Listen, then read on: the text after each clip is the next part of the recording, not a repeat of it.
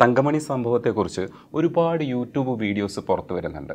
ഒരുപക്ഷെ ചരിത്ര പ്രാധാന്യമുള്ള ഒരു സിനിമയാണെന്നാണ് ആൾക്കാർ ധരിക്കുന്നത്. ചരിത്രത്തിൻ്റെ അംശം ഉണ്ടെങ്കിലും പക്ഷേ യൂട്യൂബ് വീഡിയോസ് എല്ലാം കൂടെ വന്നിട്ട് ഇത് നിറഞ്ഞിട്ട് 100 കണക്കിന് വീഡിയോസാണ് വരുന്നത്. ചിത്രം പുറത്തു വരുമ്പോഴത്തേക്ക് ആ ഒരു എക്സ്പെക്റ്റേഷൻ ലെവൽ അവർക്കുണ്ടാവും. ഇത് മറികടക്കേണ്ടതുണ്ട്. ഇതൊരു ഫിക്ഷണൽ പാർട്ട് എത്രത്തോളം ഉണ്ട് അതൊന്ന് പറയാമോ?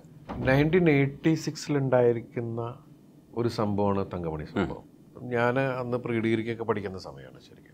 ആ സമയത്ത് നമുക്ക് കേട്ടറിവ് മാത്രമേ ഉള്ളൂ.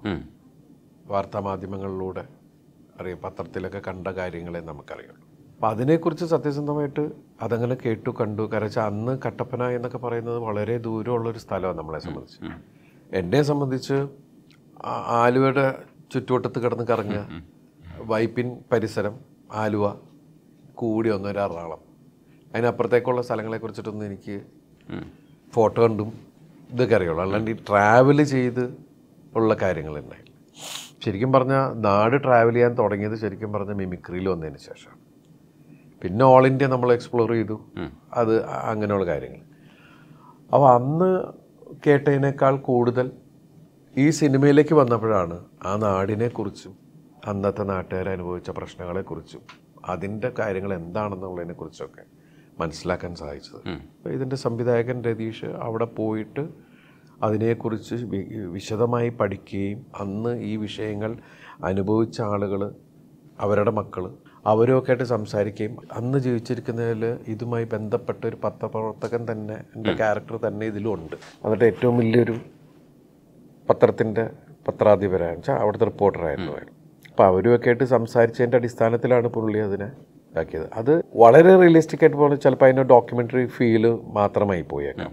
അപ്പോൾ അതുകൊണ്ട് കുറച്ച് സിനിമാറ്റിക് ഇതിലേക്ക് ഒരു ഫിക്ഷൻ കൂടി ആഡ് ചെയ്തിട്ട് ശരിക്കും പറഞ്ഞപ്പോൾ ഒരു റിയലിസ്റ്റിക് ആണ്, ബട്ട് ലിറ്റിൽ ബിറ്റ് സിനിമാറ്റിക് എന്ന് പറയുന്ന പോലത്തെ ഒരു സംഭവമുണ്ട്. അപ്പോഴാണ് അത് ആ ഡ്രാമയും ആ ഇമോഷണലും ഒക്കെ വരുമ്പോൾ തന്നെയാണ് ജനങ്ങളുടെ മനസ്സിൽ ആ സിനിമയായിട്ട് നമ്മളത്, എനിക്ക് തോന്നുന്ന കട്ടപ്പനയിൽ കേട്ടറിഞ്ഞവരും അതിലനുഭവിച്ച ആൾക്കാർക്കൊക്കെ ഈ സിനിമ കാണുമ്പോൾ ഉറപ്പായിട്ട് അവരുടെ കണ്ണ് നനയും.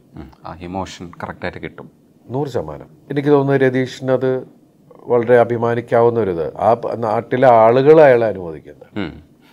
കാരണം ആ നാട്ടുകാർക്ക് കൊടുക്കുന്ന, അവർക്ക് വേണ്ടി ഡെഡിക്കേറ്റ് ചെയ്യുന്ന ഒരു സംവിധായകൻ്റെ കലാരൂപം എന്നൊക്കെ പറയില്ലേ, അതിലെ കഥാപാത്രങ്ങളായിട്ടാണ് നമ്മൾ മാറിയിട്ടുള്ളത്. എന്നെ സംബന്ധിച്ച് വേറൊരു തരത്തിലുള്ള ഒരു കഥാപാത്രം, വേറൊരു കഥാപാത്രമല്ല, ജീവിതമായിട്ട് അത്രയും ബന്ധപ്പെട്ട. കാരണം ഏതൊരു മനുഷ്യൻ്റെ ജീവിതത്തിലും ഏത് നിമിഷവും എന്ത് സംഭവിക്കാവുന്നൊരവസ്ഥയിലാണ് കാലം പോയിക്കൊണ്ടിരിക്കുന്നത്. നമ്മൾ വളരെ സന്തോഷത്തിലിരിക്കുമ്പോഴായിരിക്കും നമുക്ക് ഒരിക്കലും ചിന്തിക്കാൻ പറ്റാത്ത, അല്ലെങ്കിൽ ഒരിക്കലും നമുക്ക് താങ്ങാൻ പറ്റാത്ത കാര്യങ്ങൾ നമ്മുടെ ജീവിതത്തിലേക്ക് വന്ന് കയറും. നമുക്കതിനെങ്ങനെ ഒരു പിടിയിലാണ് അന്തം വിട്ട് നിൽക്കുക എന്ന് പറയുന്ന ഒരു അവസ്ഥകളൊക്കെ ഇല്ലേ, അത് ഏതൊരു മനുഷ്യൻ്റെ മുമ്പിലുണ്ട്. നമ്മൾ വേറൊരാളെ കളിയാക്കുകയോ എന്തെങ്കിലും കാര്യത്തിൽ കളിയാക്കുമ്പോൾ നാളെ അത് കറങ്ങി നമ്മളിലേക്ക് വരുമെന്ന് ചിന്തിക്കാതെ നമ്മൾ പല കാര്യങ്ങൾ ചെയ്യുകയും പ്രവർത്തിക്കുകയൊക്കെ ചെയ്യും. പക്ഷെ നമ്മൾ ആരും ഇവിടെ സേഫ് അല്ല. ആർക്ക് എന്തും എപ്പോൾ വേണമെങ്കിലും സംഭവിക്കാമെന്ന് പറയുന്നതാണ്. അത് ഓരോരുത്തർ വിധി എന്നൊക്കെ പറഞ്ഞിട്ട് നമ്മൾ ആശ്വസിക്കാതെ, പക്ഷെ എന്നാലും അതുപോലെ ഫേസ് ചെയ്തൊരു നാടാണത്. ഒരാളിൽ നിന്ന് തുടങ്ങുന്ന ഒരു വിഷയം അതൊരുപാട് പേർക്ക് ഉണ്ടാക്കുന്ന അവസ്ഥകളുണ്ട്. അവരുടെ ദുരിതങ്ങളും അവർ ഫേസ് ചെയ്യുന്ന കഷ്ടപ്പാടുകളും അവരുടെ വേദനയും എന്നൊക്കെ പറയണത് എത്രയോ കുടുംബങ്ങളെ ബാധിക്കുന്നു. നമ്മളിപ്പോൾ നമ്മളോട് ഒരാൾക്ക് ശത്രുത തോന്നിയാൽ അവർ ചെയ്യുന്ന 2 വ്യക്തികളായിരിക്കും. പക്ഷെ ഒരാളെ കല്ലെടുത്തെറിയുമ്പോൾ ആ ആൾ വീണാൽ അതുകൊണ്ട് എത്ര പേര് വേറെ വീഴുന്നു എന്ന് പറയുന്ന വലിയൊരു വിഷയമുണ്ട്. ഏതൊരു സബ്ജക്റ്റിനുണ്ട്, ഏതൊരു വിഷയത്തിനും സംഭവിക്കുന്ന കാര്യമാണ്. തങ്കമണിയിലേക്ക് എത്തി നോക്കിയപ്പോഴാണ് നമുക്ക് അതിൻ്റെ തീവ്രത മനസ്സിലായത്. അപ്പം അത് ഈ സിനിമയിൽ മാക്സിമം അതിനോട് നീതി പുറത്തിട്ടുണ്ടെന്നാണ് എൻ്റെ വിശ്വാസം. ഇമോഷണലി കണക്ട് ചെയ്യാൻ പറ്റിയാൽ സിനിമ വിജയിക്കും. അങ്ങനെ 100% ആ വികാരം ജനങ്ങൾക്ക് മനസ്സിലാക്കിയാൽ സത്യസന്ധമായ രീതിയിൽ ഈ സിനിമയെ അപ്രോച്ച് ചെയ്തിട്ടുണ്ട്. രതീഷ് പറഞ്ഞതിൽ ഒരു കാര്യം പറഞ്ഞിട്ടുണ്ടായിരുന്നു, ദിലീപേട്ടൻ ഡയറക്റ്റ് ചെയ്ത ഒരു സ്റ്റണ്ട് ഇതിനകത്തുണ്ട് എന്ന് പറഞ്ഞു. ദിലീപേട്ടനാണ് അത് ചെയ്തിരിക്കുന്നതെന്ന് പറഞ്ഞു. ഇല്ലില്ല, ഞാനങ്ങനെ ഒന്നും ചെയ്തിട്ടില്ല. അതിലെന്താണെന്ന് അറിയാമോ, സിനിമയിലെ കഥാപാത്രം ചില സമയത്ത് ജനങ്ങൾ തീരുമാനിക്കുക അടിക്കടാന്ന് പറയുന്ന ചില സ്ഥലങ്ങളുണ്ട്. അല്ലാണ്ട് ഈ കഥാപാത്രത്തെ വലുതാക്കാനൊന്നുമല്ല. ഞാൻ 1-2 സജഷൻസ് പറഞ്ഞു എന്നുള്ളൂ. അത് ആ ഫൈറ്റ് മാസ്റ്റേഴ്സിന് ഭയങ്കര ഇതായി. കാരണം കുറച്ചൊരു അങ്ങനത്തെ ഒരു സാധനമാണ്, രീതിയിലുള്ള സ്റ്റണ്ടാണ് എന്ന് പറഞ്ഞാൽ ഞാനത് മേയ്ക്കാനൊന്നുമില്ല, നമ്മൾ അതിൻ്റെ കൂടെ നിൽക്കുന്നു ഇതാവുന്നു എന്നുള്ളൂ. അത് വെറുതെ രതീഷ് നമുക്ക് അതിൻ്റെ ഒരു ഇത് തന്നെ. കാരണം രതീഷാണ് എൻ്റെ സംവിധായകനും. രതീഷിൻ്റെ അടുത്ത് എനിക്ക് എന്തും പറയാൻ, കാരണം പെട്ടെന്ന് ഞാൻ അടുത്തുപോയ 2 സുഹൃത്തുക്കളാണ് ഞാൻ.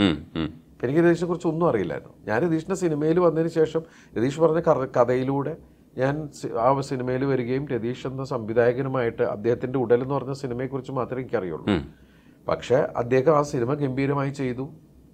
ഇയാളിൽ സ്പാർക്കുണ്ട്, ഇയാൾക്ക് ഫയറുണ്ട് എന്നത് മനസ്സിലാക്കുന്നു. കാരണം ഞാനും ഒരു അസിസ്റ്റന്റ് ഡയറക്ടറായിരുന്നു. പക്ഷേ രതീഷിൽ കണ്ട മഹത്വം എന്ന് പറഞ്ഞിട്ടുണ്ടെങ്കിൽ അദ്ദേഹത്തിന് ഒരു ഈഗോ ഇല്ലാതെ, കാരണം നമ്മളുടെ എക്സ്പീരിയൻസിൽ തോന്നിയിട്ടുള്ള കാര്യങ്ങൾ സംശയരൂപത്തിലേ ഞാൻ പറഞ്ഞിട്ടുള്ളൂ. ഇങ്ങനെ ആയാൽ കുഴപ്പമാവുമോ എന്നുള്ള രീതി ചോദിച്ചപ്പോൾ അദ്ദേഹം പെട്ടെന്ന് അത് റിയലൈസ് ചെയ്യും, ഇല്ലാട്ടോ ഇത് കറക്റ്റാട്ടോ ഇങ്ങനെ വേണം എന്ന് പറയുന്ന രീതിയിൽ. അത് എടുക്കാതിരിക്കുമോ, അത് അവരുടെ ഇഷ്ടമാണ്. പക്ഷെ അത് വലിയൊരു മനസ്സാണ്. ആരെന്ത് പറയുമ്പോഴും അത് കേൾക്കാനും അതിൽ ന്യായമുണ്ടെന്ന് തോന്നിയാൽ, അതിൽ ശരിയുണ്ടെന്ന് തോന്നിയാൽ അത് പ്രാവർത്തികമാക്കുക എന്ന് പറയുന്നൊരു മനസ്സുണ്ടല്ലോ. തീർച്ചയായിട്ടും അതിനെയാണ് നമ്മൾ അപ്രീഷിയേറ്റ് ചെയ്യേണ്ടത്. ഞാൻ പറഞ്ഞ ഞാൻ ജോലി ചെയ്തുകൊണ്ടിരിക്കുന്ന ആളാണ്. എനിക്ക് ഓരോ സിനിമയും ഓരോ മിഷനാണ്, ഓരോ ഡിഫറെൻറ്റ് സ്കൂളിലാണ്.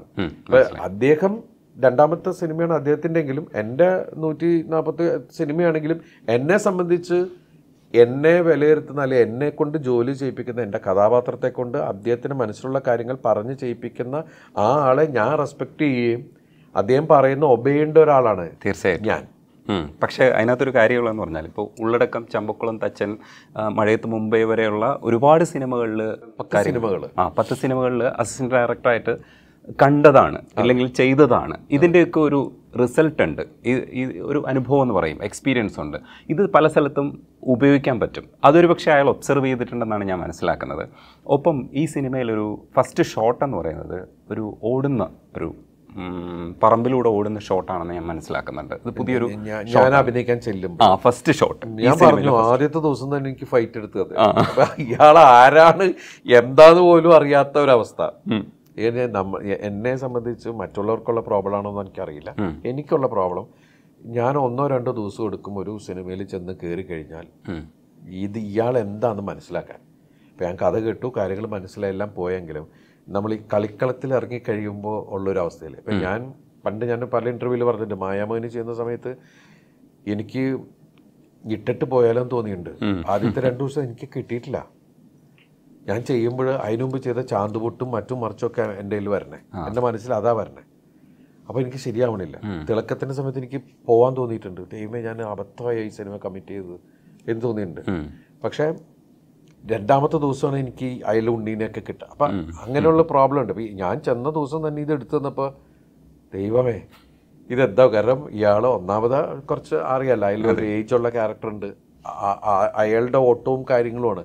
ഇയാൾ എങ്ങനെയാണ് ഓടണേ, ഇയാളുടെ ഇതൊക്കെ ഞാൻ സംവിധാനം ചോദിച്ചുകൊണ്ടിരിക്കുക, ഇയാളുടെ ഏജ് വെച്ചിട്ട് ഇയാൾ എങ്ങനെയാണ്, അപ്പം ഇയാളുടെ മാനസികാവസ്ഥയും ഏതും.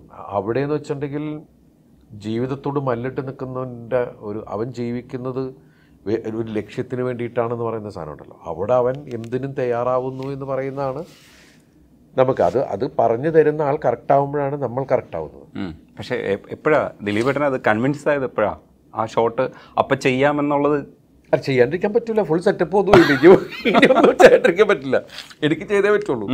കാരണം ഫുൾ കോ ആർട്ടിസ്റ്റുകൾ എല്ലാവരും 5 പേര് വേറെ, ഫൈറ്റേഴ്സ് ഫുൾ അതിന് വേണ്ടിയിട്ടുള്ള സെറ്റപ്പുകൾ, ഡിഫറെൻറ്റ് ക്യാമറ, മറ്റ് ഡ്രോണ്, അത് VP എന്നൊക്കെ പറഞ്ഞ് ഒരുപാട് വിഷയങ്ങൾ വന്ന് നിൽക്കുക.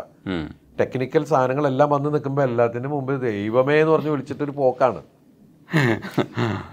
ഷോട്ട് മനസ്സിലേക്ക് വന്നു, അപ്പൊ തന്നെ ക്ലിയർ ആയിട്ടൊരു ടെക്നിക്കൽ സൈഡും അത് കണ്ടിപ്പോ പിന്നെ പഴയ പോലെ ഇപ്പൊ ഞാനൊക്കെ അസിസ്റ്റന്റായിട്ട് വർക്ക് ചെയ്യുന്ന സമയത്ത് സിനിമ കാണുന്ന ക്യാമറമാൻ മാത്രമേ ഉള്ളൂ. അന്ന് മോണിറ്ററിൽ ഒന്നുമില്ല. അന്ന് നമ്മൾ ഫിലിമിലാണ്. പിന്നെ നമ്മൾ റഷ് എന്ന് പറഞ്ഞിട്ടൊരു വിഷയമുണ്ട്. റഷ് കാണാന്ന് പറഞ്ഞ സ്ക്രീനിൽ ആദ്യമായിട്ട് നമ്മൾ വർക്ക് ചെയ്ത പടം കാണുന്ന അങ്ങനെയാണ്. സംവിധായകൻ പോലും പ്രാർത്ഥിച്ചു പോയിരുന്ന കാണുന്നത്. ഇന്നെല്ലാം മറ്റേ കാണാൻ നിൽക്കണ പോലെ ചേട്ടാ അതിനകത്ത് അങ്ങനെ വരെ പറയുന്ന സാധനങ്ങളായി.